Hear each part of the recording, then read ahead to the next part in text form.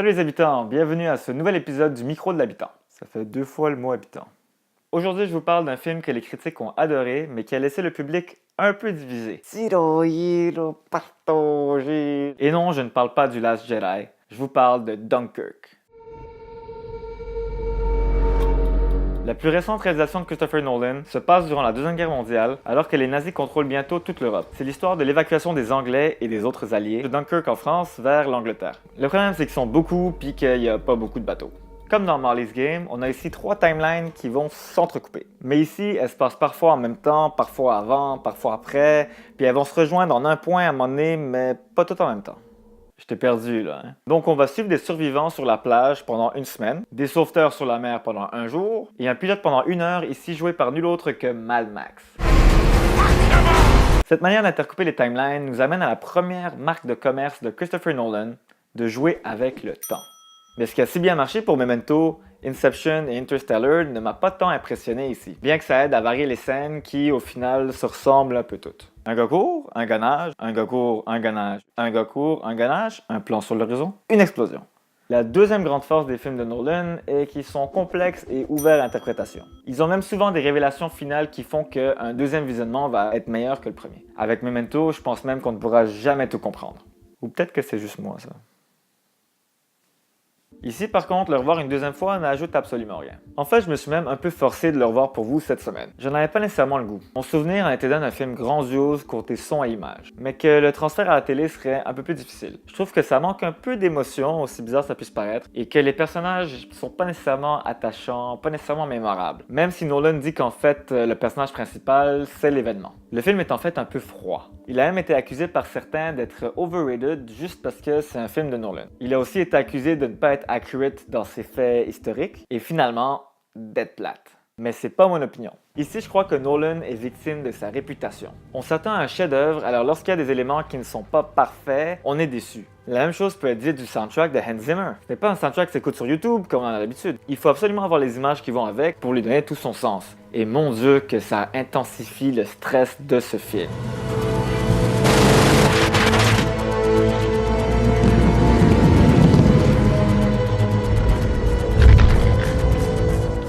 Tout ça m'amène justement à la plus grosse force de Dunkirk, les réalisations techniques. Elles sont juste insane, comme le confirment d'ailleurs 5 de ses 8 nominations. Il nous immerge vraiment dans ce chaos et nous fait ressentir l'horreur d'être coincé sur cette plage. La cinématographie est particulièrement magnifique. Les images de 400 000 militaires qui attendent leur destin, les points of view, les gros plans sur les visages, ces angles de vue contribuent à nous plonger dans l'action et nous faire comprendre le scale de cet événement. Un parfait exemple est au tout début du film, alors que 2 soldats traversent la plage avec un blessé et espèrent pouvoir être évacués.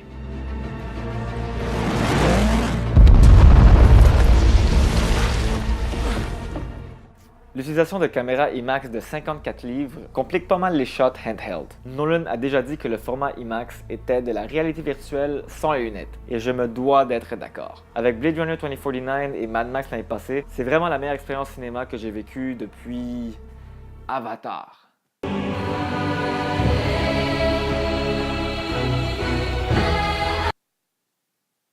Donc, est-ce que je peux vous le recommander? Ben, si vous n'aimez pas les films de guerre, c'est possible que vous ne l'aimiez pas. Mais si vous aimez les films de guerre, ben, c'est possible que vous ne l'aimiez pas non plus.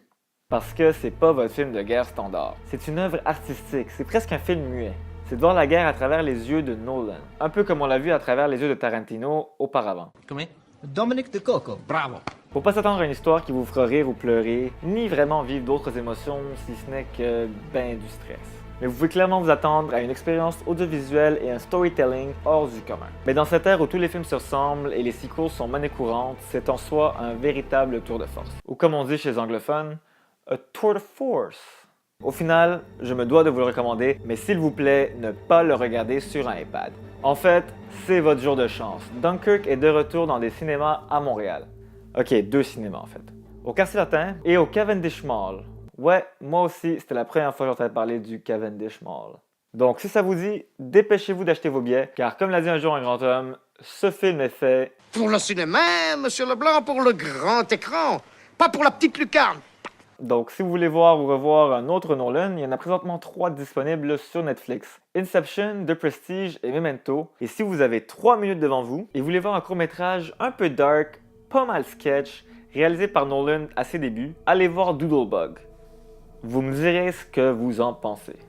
Et si vous aimez la vidéo, n'hésitez pas à subscribe à ma chaîne. Je vous dis donc à la prochaine et d'ici là, réjouissez-vous parce que... On a les droits. Ouh là là là là là. Et pour pas cher à mon avis, il a marché. Il a marché à fond, le gars.